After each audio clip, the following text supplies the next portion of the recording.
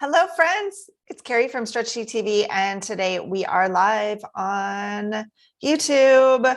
This is very exciting. I'm trying to get all the technology figured out this week. Hopefully, we won't have any more issues with that. I am opening this up on my phone. Hey, shh. No. Sorry. I got it. YouTube. This is very exciting. I'm trying to one more. There we go. Okay. Like I said, I'm getting this technology figured out, which is fantastic. I'm trying to get the chat opened up on my phone so I can actually chat with you guys as we're stretching. Hopefully I'm not frozen. I don't think I am. And here we are. So welcome to everyone, especially my subscribers. You guys are all able to write in the chat. If you're not a subscriber, just click that little box in the right-hand corner that says Stretch Chi, and that will make you a subscriber. And then I think there might be a little bit of a delay, like maybe a couple minutes, but then you can actually also write in the chat. If you guys are watching after the fact, or you come late to the chat, then which is fine, totally fine. I'm glad you're here. Then just scroll forward ahead so that you can ask me questions live. Because if you write a comment late, if I'm still streaming and you write me a comment, I won't see it until after the video unless you actually put it ahead forward. Okay. It does look like I'm freezing a little bit. So I apologize for that. I hope that the internet's doing well. And I'm just going to close down everything that is not this stream. Close it down. Close it all down. Not that. Keep Zoom open. All right. And there we go. All right. Okay. I think we got it. So hopefully that will help, and hopefully we won't be freezing anymore. Fingers crossed. It's funny because I really haven't had much trouble with streaming recently. So I don't know what's going on with the internet, but all the best to the internet as much as we can. Anyway, so welcome to all of you. I hope you guys have been enjoying these live Q&As. This is the third week that I've done it. And so it's a small group of people. So you guys have plenty of opportunities to ask lots of questions. So hopefully we can get lots of questions answered. Now, because I'm just getting started, I'm the only one on right now, so I'm talking to myself. So I was thinking today would be a good day to really focus on the lower part of our legs, like your calves and your feet. I'll show you guys some things that you can do to loosen those areas up really fast. There's lots of stuff out there that you can buy, like tons of stuff you can buy that makes calf tools, little gimmicks, little roller things and pulley things and straps that you can buy. And it's actually really easy to stretch your feet and your calves without having to use all that stuff. Now, the reason why I think this is important is because you guys know me, like I want you guys stretching, and I don't want you to feel like it's a burden for you to stretch. I want you to feel like it's easy for you to stretch and that you can just stretch because you feel like stretching. Most of the time when my calves are sore or when there's something with my feet, Tommy just came out of his little house. Tommy the cat. When I want to stretch my feet, it's usually when I've just gotten up and like something hurts, and when that happens, like I want to stretch it right now. I don't want to wait until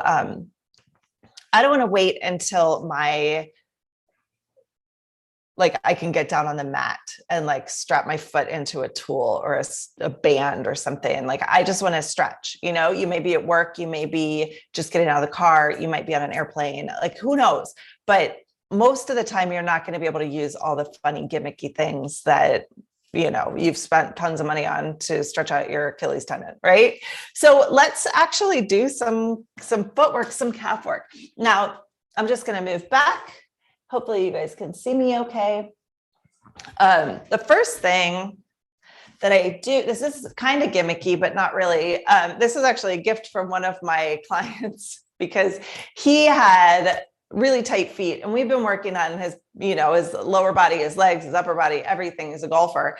And his feet hurt basically all the time. And finally I was like, we need to loosen these suckers up. So I started working on his feet. Well, then he ended up finding a tool that he could use to just roll his foot out on. This is a field hockey ball. It's soft enough that, that it's not like rolling your foot on a golf ball, but it's also pretty hard. I mean, it's pretty hard.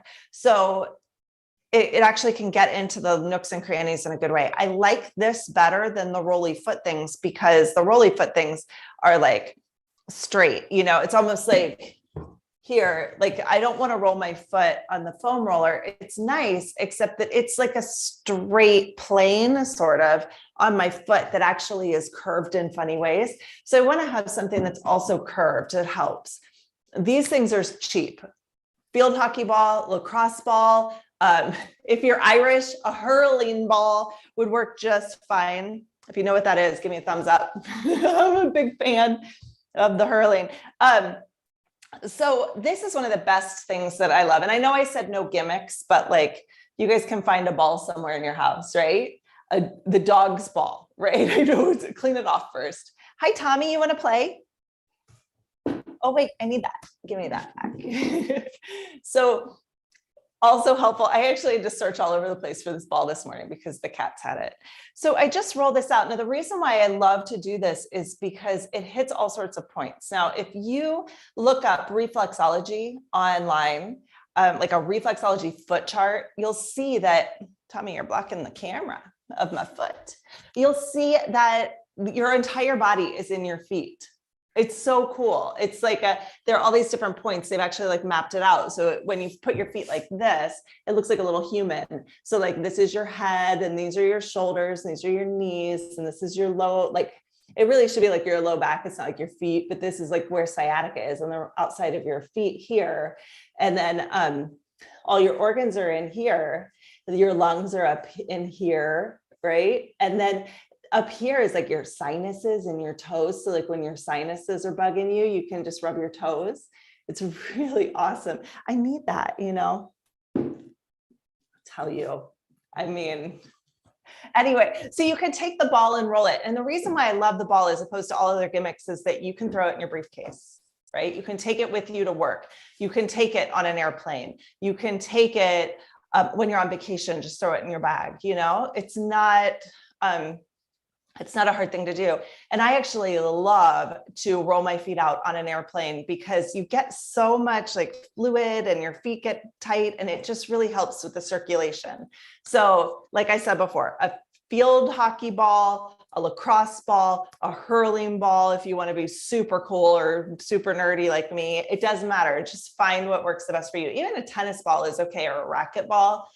A golf ball is probably too much. All right. So that's the first thing I would do. Now, the next thing is just some really basic stretches. So like if I get up and my Achilles tendon is tight or my calves feel tight or my feet feel like they're cramping or something, then the first thing I do is just come up onto my toes and then really gently come back down. So I'll just do a couple up and down like this. That's a resistance stretch. And I know that seems super simple, but it's actually really effective. You don't need to get on the stairs to do this. Okay. You don't need to go into like an extreme range of motion where you're going into like crazy amounts of flexion in your ankle. You can just go up and down like this, and that's enough to loosen everything up. If you want to take it a step further, you can take a wall and use your hands to push you up and down. So I'm actually using my arms against the wall. And I'm coming up and down like this. My arms are pushing me down. My legs are pushing me up.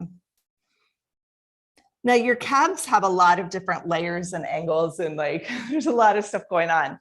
So there are different ways that you can grab different muscles. So like turning your feet, kind of like your pigeon toed, is going to grab the muscle in a different way. Turning your feet so that you're ducked like a ballerina or like Mary Poppins, right?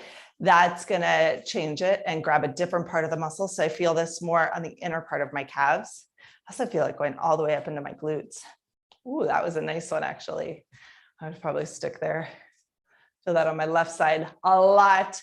So when you go to the wall, what I like to do is straight forward with my toes, and then I'll pigeon toe, and then I'll duck foot and try it in all different angles. Now, also, if you bend your knees, you're going to grab a different part of the calf. So going up and down like this with your knees bent is actually really nice. The angles are going to be a little less. That's okay. And then you guys know that I am always trying to get balance front to back and back to front, right? So the calf muscles here in the back of your leg are balanced out by your anterior tibialis, which is right here. That's a really cool thing. So it's a really cool thing. It's just balance, you know? So we actually did this stretch last week, I think, where we stretch out our anterior tibialis. So this is how this works, and it's really easy. You just flex your foot against a little resistance, and then you push down. And that's it. And it can be really, really simple. Just a really simple stretch back and forth like this, up and down. All right. Now, if you're watching live, feel free to ask a question. It doesn't have to be about your feet and your calves. It could be about anything that's going on in your body. Okay. Because I'm here. The whole idea is question and answer. So if you have a question, throw it out there or just say hi. So up for strength and down for stretch, just like that. And that stretches out the front here and brings balance so that the back muscles can actually stretch a little better. The reason why this is important is because resistance stretching doesn't just stretch your muscles. It also teaches them to contract. So if a resting muscle is here and that resting muscle is tight, then that tight muscle might stretch this much and contract this much, but it's a proportional relationship. So a tight muscle won't shorten as much as a flexible muscle. I know that's a little bit hard to wrap your brain around, but if you think about like the guys at the gym who are like, I'm strong like this, they can't shorten their muscles. If they could shorten their muscles, they could bring their arms down, right? And so there's a flexibility issue. So not only can they not raise their arms up very high, but they also can't put them down. So they're kind of like stuck in this position. They're all big and strong, but they can't move their arms, right? Like, I can't move my arms. It's like they're in their snowsuit, right? When you're flexible, you can be that strong, the same kind of strength. You can contract all the way down so those muscles actually fold properly. And then you can also bring them all the way up. So it's this kind of range of motion. But the problem, a lot of times people think the problem is that they need to stretch more to get up here, but they don't take into consideration the fact that they also need to be able to contract, right? So like for me to raise my arms up like this, all the muscles in the top need to contract. You see, and if these muscles on the top are tight, they're going to stop me. I'm going to get stuck, right? I get stuck. But if these muscles can contract, then I can bring them up all the way. Now, you don't teach a muscle to contract by strength training. And I know that that seems counterintuitive because you're like, well, if I want the muscle to contract, I should just get stronger. But that's not the case, because when people strength train, they're building up adhesions in the muscles. That's what makes them big, right? So you want to contract. And it's the same on the way down. If people's lats are tight and they're like stuck here, they're like, I can't put my arms down. Then the secret to being able to have the flexibility to drop your arms is to teach those muscles to contract as well. Now, again, they can be just as strong. You don't have to be like weak to be able to put your arms down. Like this is not a sign of weakness. You can still have big muscles even, right? Like, look at these guts. I'm kidding. I don't have big muscles, but the point I'm trying to make is that for you to stretch one muscle, you have to be able to contract the other. And resistance stretching does that. It teaches the muscles to stretch bigger, but also to contract shorter, to go smaller, right? So there's this bigger accordion. So what I've done for the front of my shin on this side is I've made a bigger accordion here. So now what can happen is that when I go to stretch my calves, instead of getting stuck here, I might be able to go a little bit further and get a deeper stretch. Okay, does that make sense? That's why I'm always like, you have to balance out.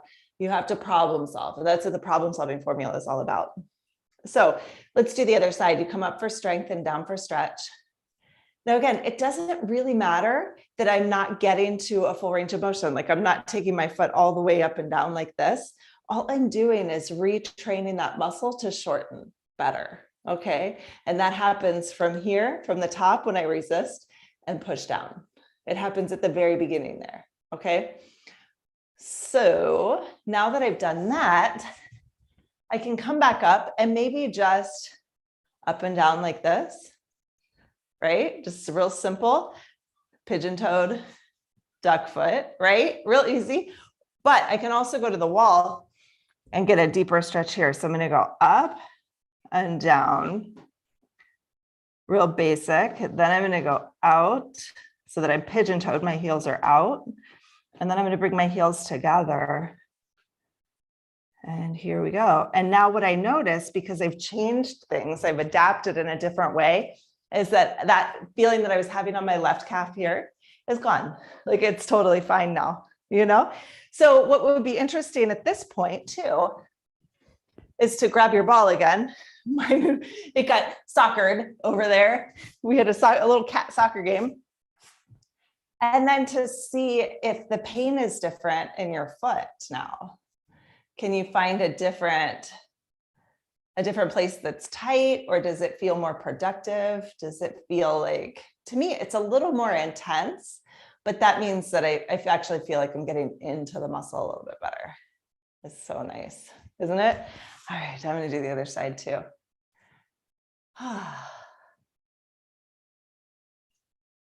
All right. And again, if you guys are watching online, be sure to subscribe. There's a little button in the right-hand corner down here. So if you haven't subscribed yet, be sure to do that. Just click that. It's like a little square and it says Stretch Chi. Click that button if you're not a subscriber. And then if you have a question, anything about your body, go ahead and ask it in the chat and I will answer your questions. So just sit here and rub my feet out. It's so nice. It's so nice to put this in your purse. Right? You can have it. And then it's a cat toy. Get it, Tommy. See you later. They love it. All right. So let's see. What else can we talk about today? Oh, you know what? Let's continue on this calf extravaganza and go into our downward dog stretch. I'm going to show you how this one works. It's different than yoga. In yoga, you would go into downward dog. Gosh, it's been so long. I don't even know. You push with your arms, you bring your heels back, but you also like bring your hips up towards the ceiling. And then when you come forward, you actually like come into a plank. So you're coming down like this in yoga. And then you're going back to downward dog and into the plank. There's like this back and forth motion, which is nice. But in Kihara, we do it different because we actually keep our hips locked in place. We move from our ankles here and from our shoulders here. Okay. So again, in yoga, hips move. See, hips move. In Kihara, hips don't move. I guess they kind of move there. I'm watching it. There we go. Hips don't move. You see the difference? Both are fine, right? But if we really want to focus on getting our calves more comfortable in this stretch, then locking your hips like that and working more from your ankles and your shoulders is going to give you a better calf stretch. And one of the big things I notice with people doing downward dog in yoga class is that they're like, I'm never going to get my heels to the floor. They're always like, this is really tough. And downward dog becomes like, it's either you love it or you hate it, right? And it's supposed to be like a resting pose in some ways, but like a lot of people are not resting. They're like, they're like this and like shaky, right? Because their calves are so tough.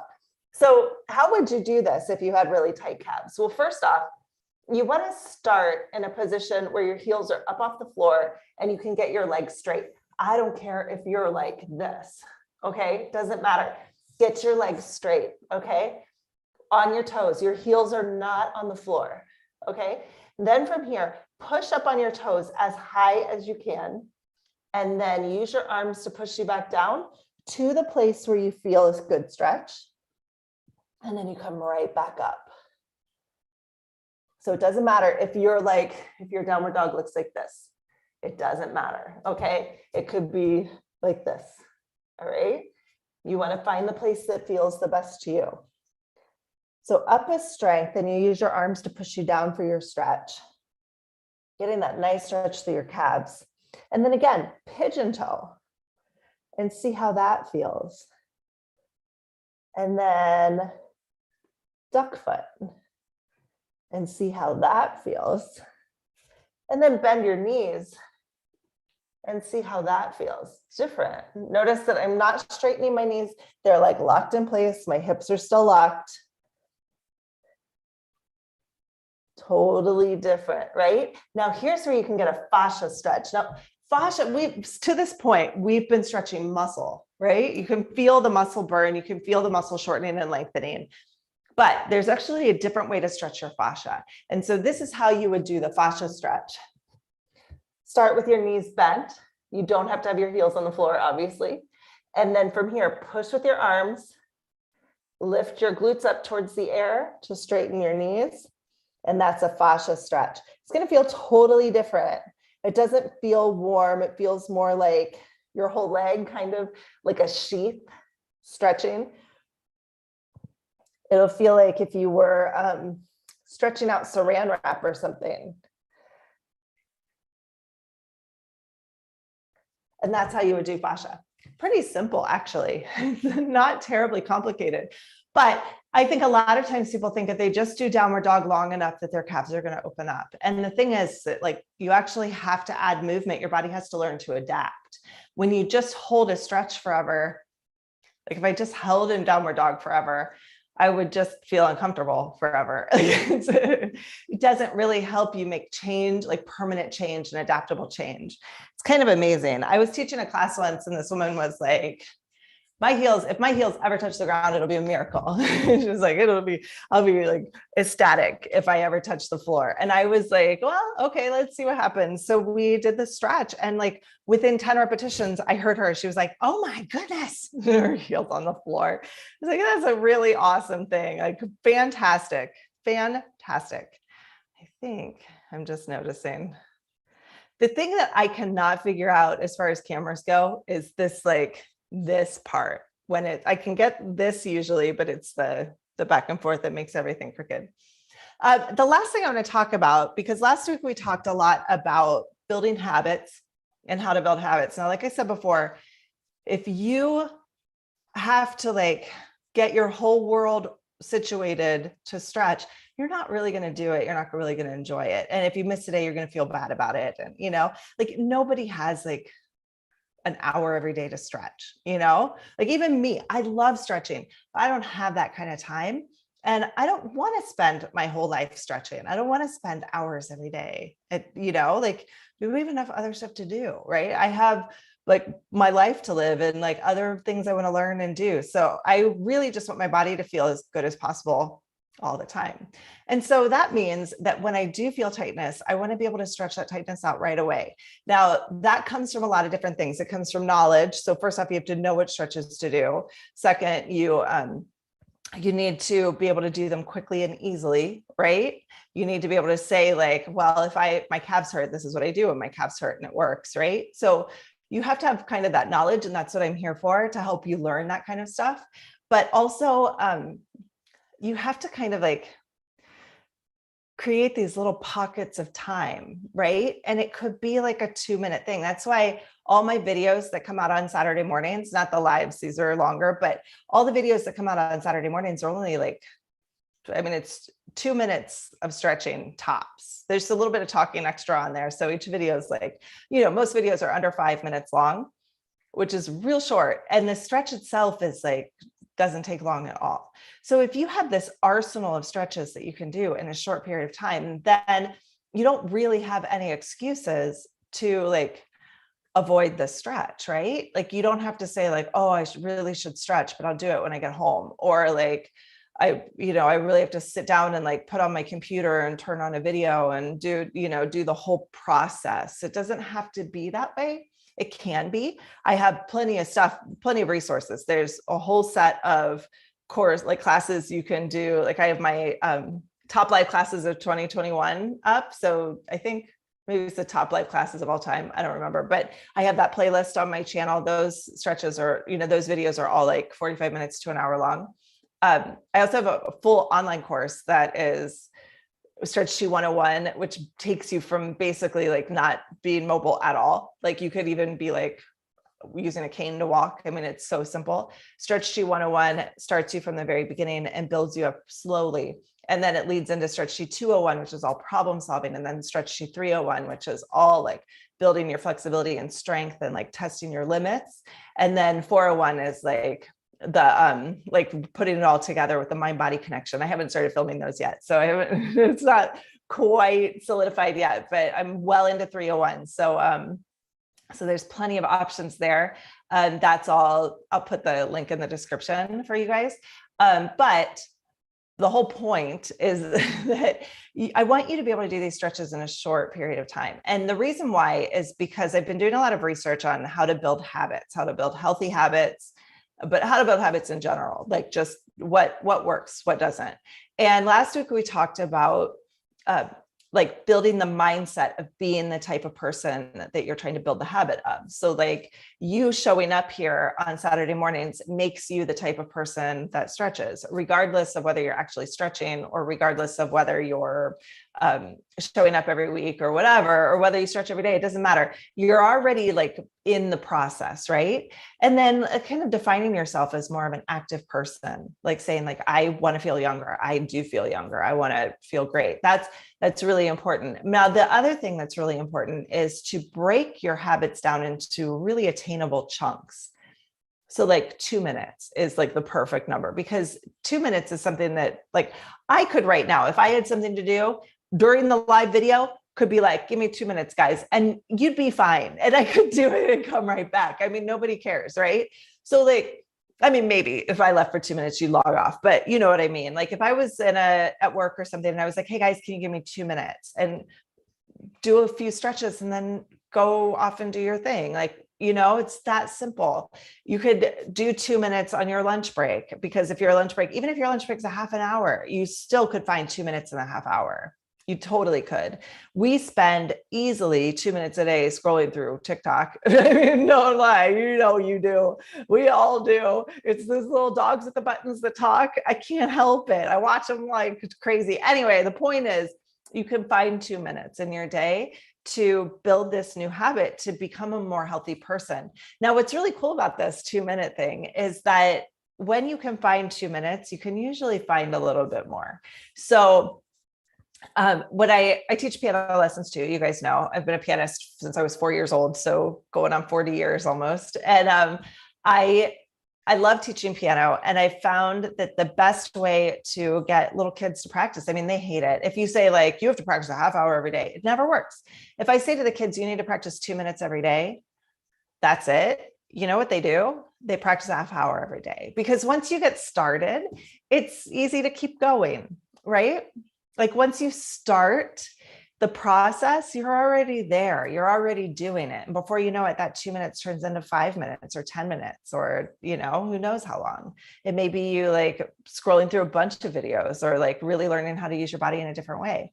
So give yourself 2 minutes today to do that stretch. Today's stretch of the day is for your quads. It's you like get on your knees and like sit back. So it's like how to sit on your knees. Try that video out today. It's literally like, it could take you 30 seconds. I mean, it's really not a hard stretch. It's really easy. In fact, you're here right now. We could do it right now. And then, you know, of course, watch the video because that helps me out. But this stretch as a resistance stretch is just from your knees to very slowly sit down as far as you can and then come back up, right? You're already here. So you could try it out. That's all you do. Just this back and forth, just like this. It really helps to stretch out your quads, but it's also keeping them really active. So when you come up, you're building strength. And when you come down, your body knows exactly how far it can go down without failing, right? Now, ideally, you'd be able to go all the way to your heels and back up, but that's a process. So down a little bit and up, and maybe a little bit more, and then up. And before you know it, you may be on your knees, right? It might not be today, but hopefully it'll be soon, right? All right, my friends, it has been a half hour. I'm so glad that you joined me today, and my time is up. Thank you so much for yours. I'll see you next